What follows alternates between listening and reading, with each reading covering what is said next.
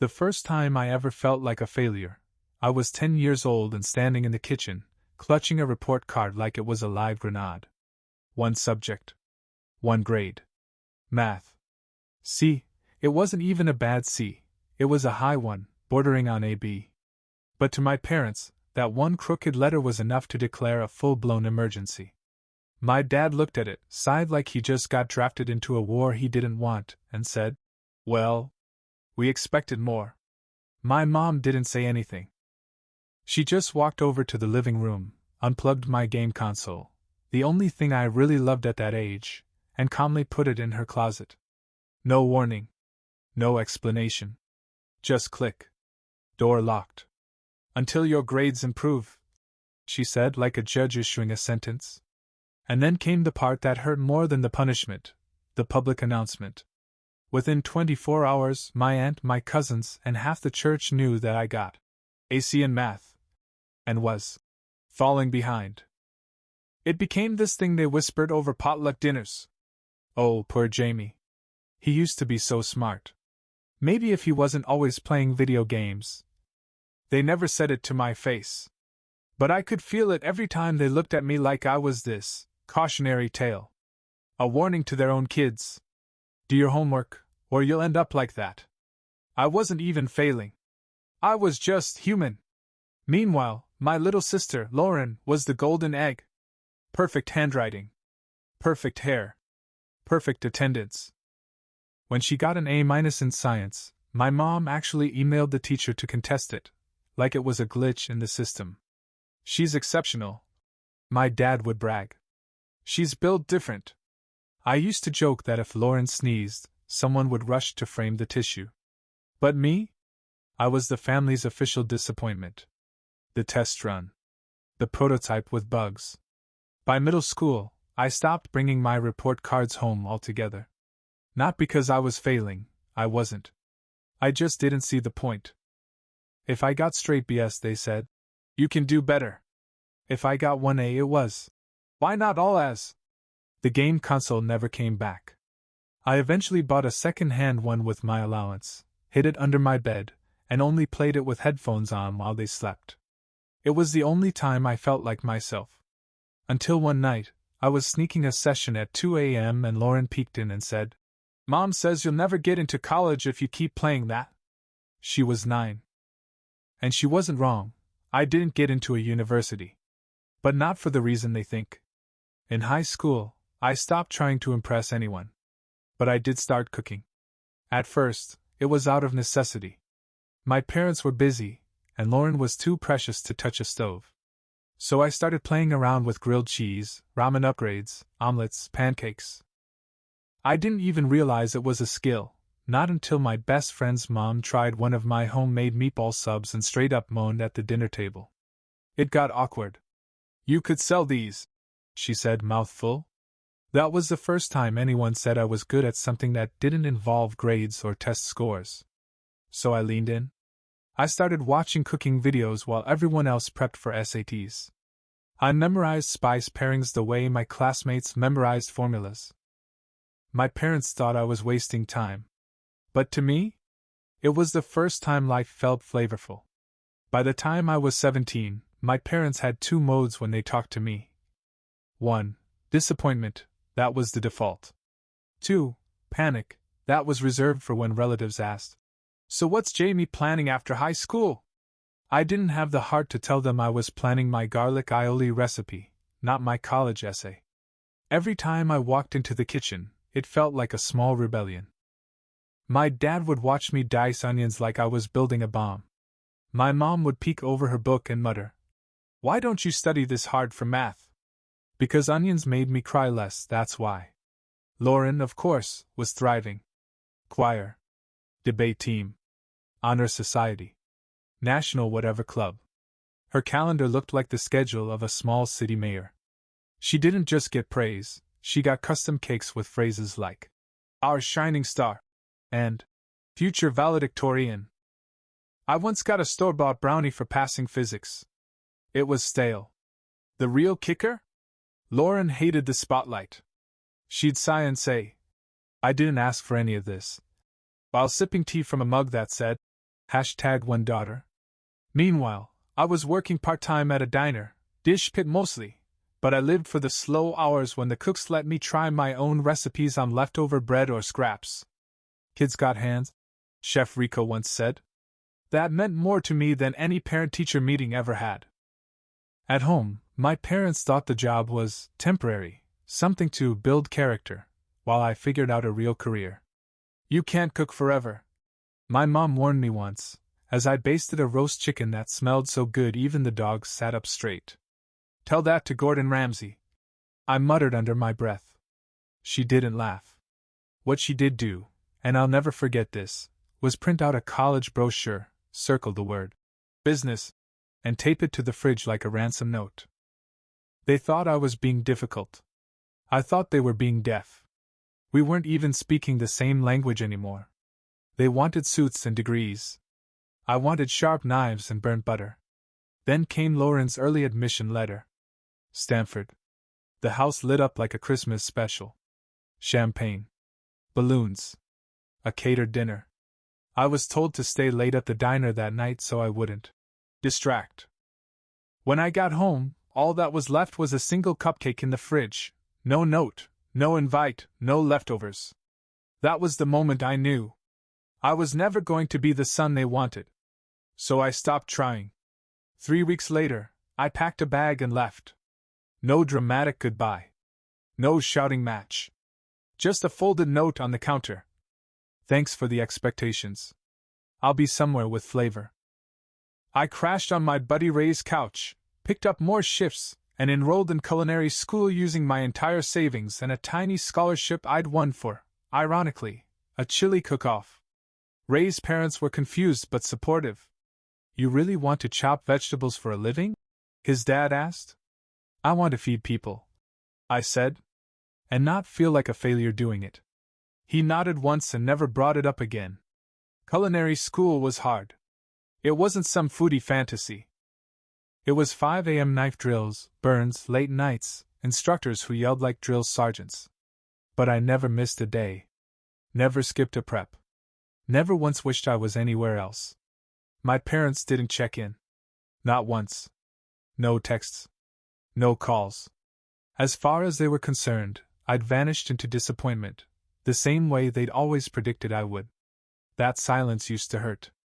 Until I realized, it also meant freedom. Culinary school didn't hand out praise. If you made the perfect béarnaise, you didn't get a gold star, you got a grunt and maybe a nod from Chef Duncan, which was the culinary version of a standing ovation. If you overcooked the salmon, you'd hear it echoed for days. I once heard him scream, "This is dry enough to be legally dead." And honestly, he wasn't wrong. But weirdly, I thrived. There was something peaceful about that kind of honesty. If I messed up, I knew it immediately.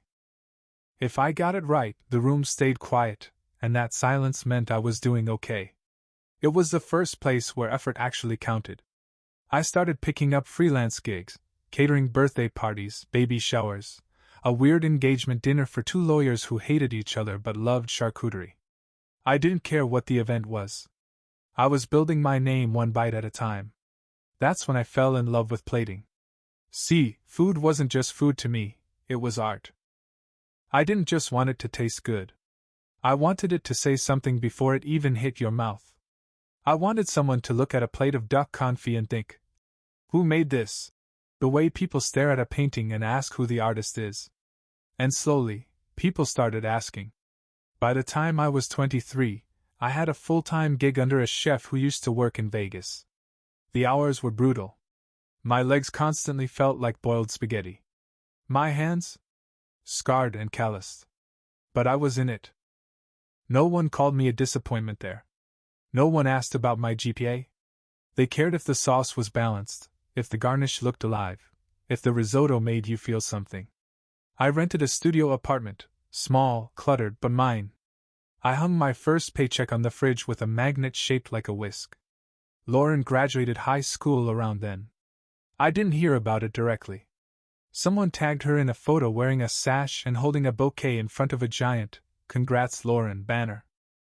There were sparklers, confetti, a custom balloon arch. I just stared at the screen. I wasn't surprised I wasn't invited. I just didn't expect the ache. It's weird how family can still sting even after you've stitched yourself back together. Later that summer, I catered a small wedding at this countryside vineyard. Simple, classy. 30 guests max. The bride cried over the panna cotta. Literally cried. The next day, her cousin emailed me with a subject line that just said, "Are you booked?" Turns out she worked for a high-end event company in the city. Big stuff. Corporate launches, celebrity parties, upscale galas. We met. She liked my style. Called it unexpectedly elegant. I called it doing my best not to serve beige sadness.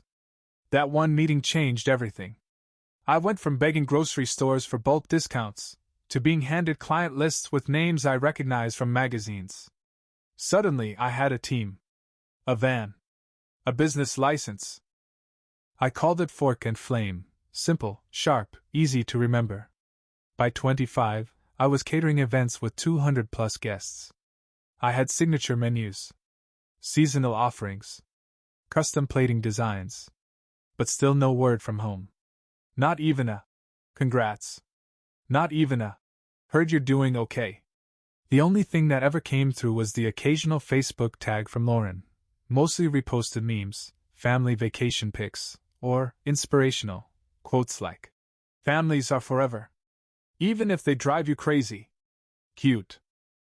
One day, I got a weird inquiry from a woman named Sarah. "We're planning a graduation party for our daughter. Small family event. Just need appetizers and a buffet." Basic stuff. But the venue address made me pause. It was 15 minutes from my parents' house. I didn't connect the dots until I saw the client intake form. Graduate's name? Lauren. I blinked. Sat there for a full minute. Then slowly, a grin spread across my face. I didn't say anything. Didn't decline. Didn't call. Didn't text. I just wrote back. "We'd be honored to serve."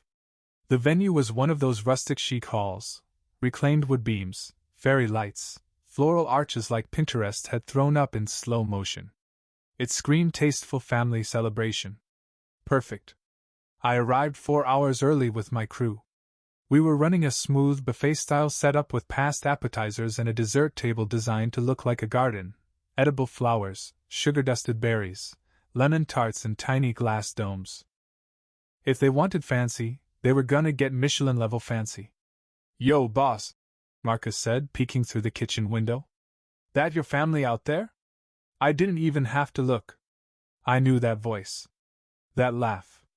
That awkward half-joke my dad always made about taxes. That shrill tone my mom used when she talked to servers like they were beneath her. "Yep," I said. "That's them. They don't know, do they?" I shook my head. "Dang," he muttered. "This about to be poetic." The staff was prepped. Uniforms crisp. Timing tight. I stayed in the kitchen at first, not hiding, just waiting. Watching through the slatted doors like a director behind the curtain. Lauren was glowing. I'll give her that. Blue satin dress, honor cords, that same practiced smile from every childhood photo. She had no idea her failed sibling was orchestrating every detail down to the shade of the table linens. As guests started arriving, the compliments rolled in. "This hummus is incredible. Who made the lamb skewers? Is this lemon aioli or heaven?" Lauren beamed like she made it herself. My parents floated around, accepting compliments like they were hosting the Met Gala. I heard my mom say, "We hired the best." Then, no joke, she winked. Winked. That nearly broke me. I had to turn away before I accidentally dumped an entire tray of shrimp into the sink. By the time dinner started, I knew I had to step out eventually. I couldn't hide behind the convection oven forever. I grabbed a fresh dish towel, wiped my hands, adjusted my chef coat, and walked out like I'd done at 100 other events. Except this one? I knew every face. I walked past my uncle's smug grin. Past my cousin who once told me I'd be lucky to work at Olive Garden. Past my mom mid-sip of white wine. None of them flinched. Not even a double take. I wasn't the same Jamie they remembered. I stood taller. Carried different weight. Beard, kitchen tan, black chef's jacket embroidered with a gold fork and flame logo. To them, I was just another staff member. Until Lauren caught my eye. She blinked. Paused. Her smile wavered. Then her lips formed one word. Jamie? Everyone turned. Silence vacuumed the room. My dad squinted. My mom dropped her fork. A cherry tomato rolled off her plate and bounced across the table. I gave a polite nod. Evening, I said calmly. Hope everything's to your liking. The silence cracked like glass. My aunt actually gasped. Lauren's face went through 5 emotions in 3 seconds. Confusion. Shock. Realization. Guilt. And something else, something like pride? I didn't know you own this? I shrugged. Didn't know you were graduating. Touché. My mom recovered first. Of course she did. You catered this? She asked, half choking. You. I smiled. Technically my team did. I just picked the menu. Dad looked like someone told him the IRS was online too. The best part? None of the guests had any clue what the tension was about. They just kept eating. Kept praising the food. Kept clinking glasses. A guy near the dessert table said, Man, whoever made this strawberry tart deserves a Nobel. I nodded. Appreciate that. My mother's jaw twitched. Lauren looked down at her plate. And I just stood there, finally full. Not with food. With peace. I didn't stick around long at the table. After the tomato roll incident and the shocked silence, I gave a small smile and slipped back through the kitchen doors like a ghost returning to his haunt. Let the food do the talking. Let the past simmer. But I could feel it. The atmosphere had changed. The guests still laughed and clinked glasses, but at the center table? A storm was brewing behind polite smiles and half-eaten lamb skewers. Lauren came looking for me first. She pushed open the kitchen door like she was afraid I'd vanish again. Hey! I glanced up. Hey! There was a long pause. This food is insane, she finally said, picking at a lemon tart with her nails. Like mind-blowing. Glad you're enjoying it. Another pause. Longer. Heavier. I didn't know you were doing all this. I didn't know you were graduating, I said, matching her tone. She looked down. I didn't invite you. Mom said it'd make things awkward. I raised an eyebrow. Well, she nailed that part. Lauren winced, but to her credit, she didn't run. I wasn't trying to. I mean, I didn't think you'd even come. I didn't. I worked. That landed. Okay, she said softly. I deserve that. She leaned against the counter, suddenly just my kid sister again, not the family favorite, not the golden girl with ribbons and speeches. Just a person who missed someone she used to bake cookies with on Saturdays. I tell people about you, you know, she said. Sometimes. Before or after they compliment your aioli? That actually got a laugh out of her. Then she got serious. I'm proud of you. I blinked. Not because I believed her, but because part of me wanted to. Before I could respond, the door burst open again. Of course. Jamie, my mom said, stepping in like she owned the kitchen. Can we talk? I motioned to my sous chef. Give us a minute. She waited until we were alone, then wasted no time. This whole thing. She started, arms crossed, voice tight. You could have told us. Told you what? That I didn't fail like you predicted? That you were catering your own sister's party? I gave a dry smile. Didn't seem like I was on the invite list. Her lips thinned. I thought you were still finding yourself. I let out a short laugh. Mom, I lost myself in that house. What I found came later. She glanced around, probably realizing for the first time that everything, every table, every bite, every flower on the cake, had my fingerprint on it. You're successful, she said finally, like it was some strange diagnosis. I'll admit that. Thank you, I said deadpan. But, she added quickly, you could have used this to reconnect. A chance to mend things. You mean sweep everything under the rug and pretend the last decade didn't happen? She flinched. We were hard on you, she said. We just wanted the best. You wanted me to be someone else. I cut in. You wanted me to be Lauren. Perfect. Predictable. Polished. She was silent for a moment. Then, quietly, we didn't know you'd turn out like this. I nodded. Yeah. Neither did I. Lauren looked between us, awkward, like a child caught between two countries negotiating a ceasefire. Will you come out? She asked. At least for dessert? I looked out the tiny round window in the kitchen door. My dad still sat at the center table, wine glass untouched. He wasn't smiling. He wasn't speaking. Just staring at his plate like it was a confession. I sighed. Yeah. Sure. Not for Mom. Not for Dad. But for Lauren. And maybe, just a little, for the version of me who once cried over a locked game console, thinking AC meant he'd never be worth anything. Back out in the hall, the lights had dimmed just slightly, soft amber glow, fairy lights overhead, little shadows dancing on the white tablecloths. People were wiping their mouths, pushing back chairs, grabbing second helpings of dessert. Someone cued a mic. A soft tap echoed. We'd like to say a few words. Of course. My mom walked up first, glass in hand, her voice shaking with fake humility and well-rehearsed pride. She opened with a quote about hard work.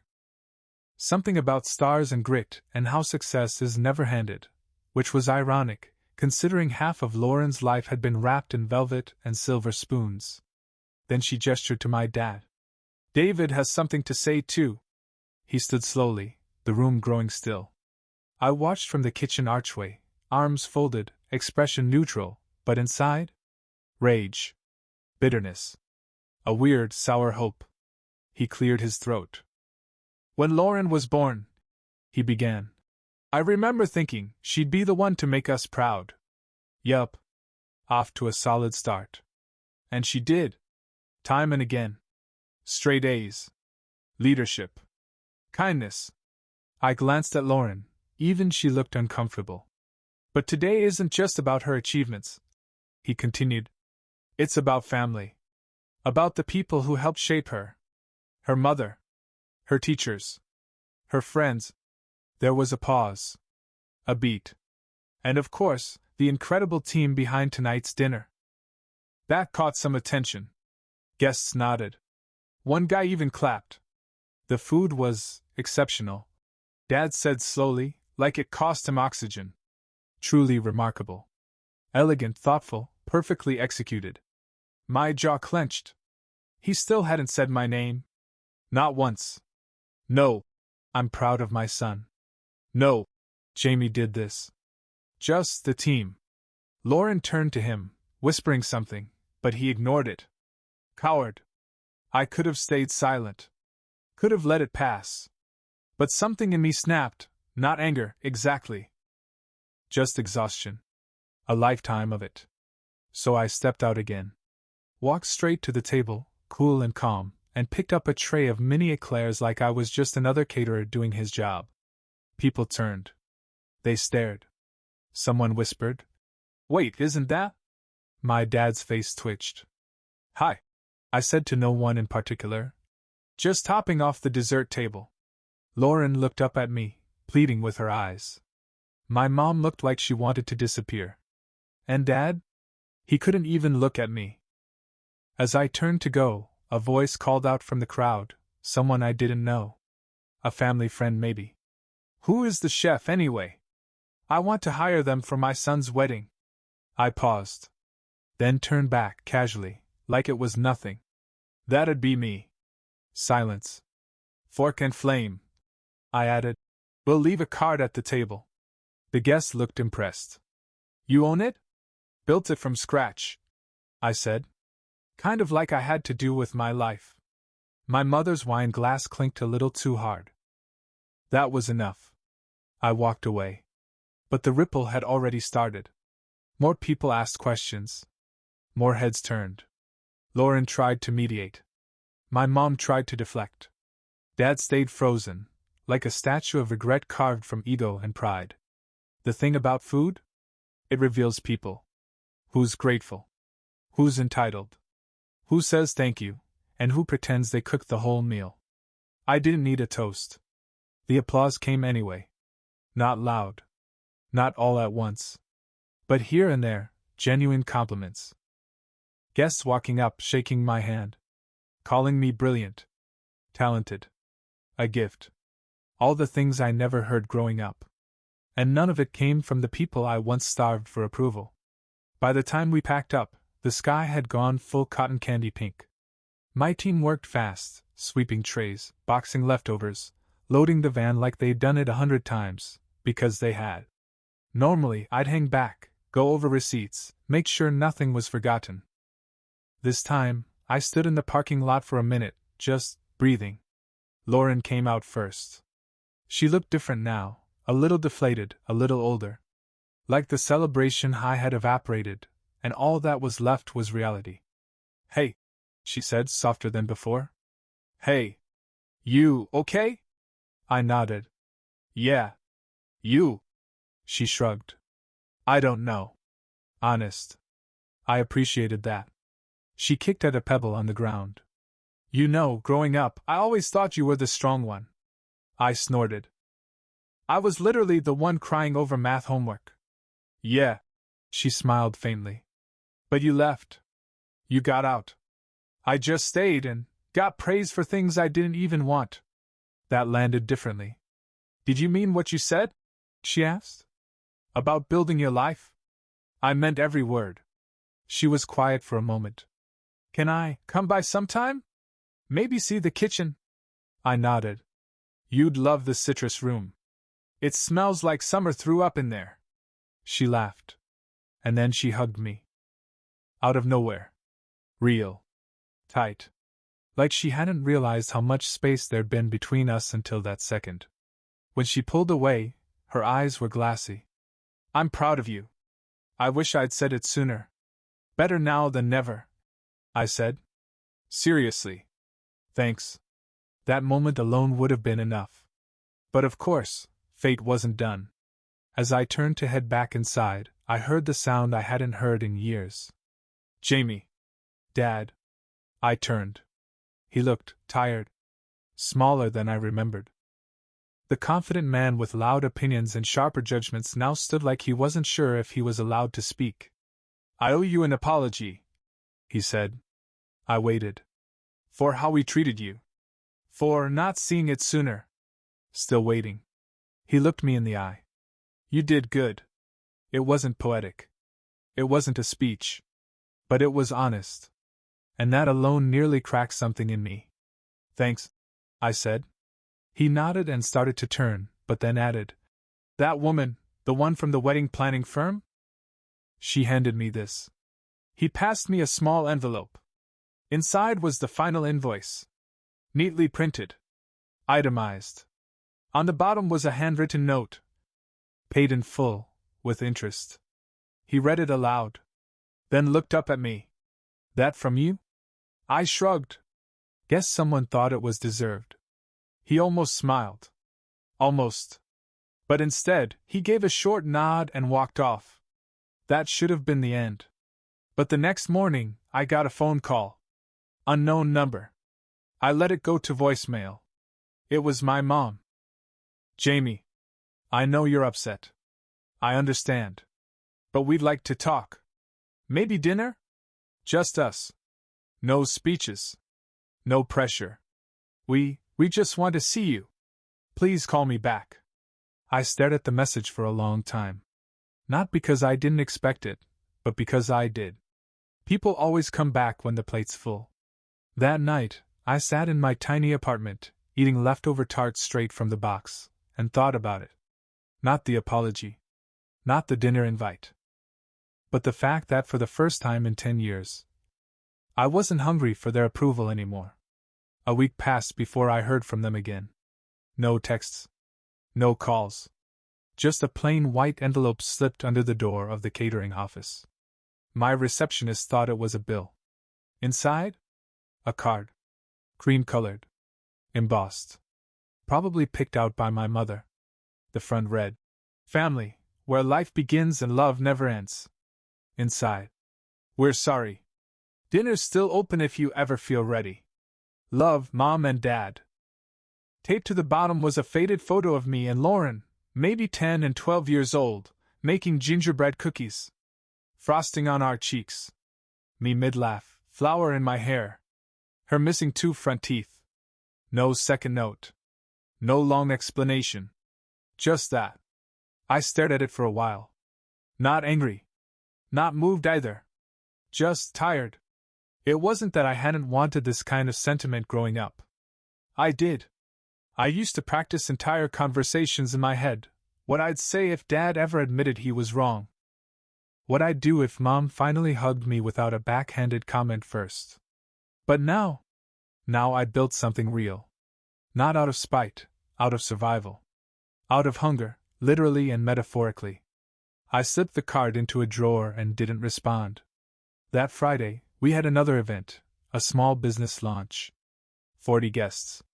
Nothing fancy. But the host was a former teacher of mine. "Jamie?" she gasped when I delivered a tray of canapes. "You're the owner?" I nodded, holding back a smile. "I remember your parents," she said gently. "They were intense about your grades. That's one word for it." She chuckled. "I gave you that C in math, you know." I raised an eyebrow. "Really? You didn't flunk," she said. "You just didn't memorize formulas the way others did. But I remember your effort. The way you always stayed late. Didn't matter at home," I muttered. "They treated it like a funeral." She tilted her head. "I hope someone would notice the effort." "I'm sorry they didn't. That sat with me longer than it should have."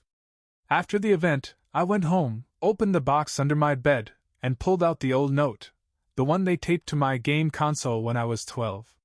"Until you take life seriously, no games." Back then, it broke me. Now, I studied it like it belonged in a museum. I picked up a blade, not a chef's knife, just an X-Acto I used to slice cake boxes clean, and gently split the note down the middle.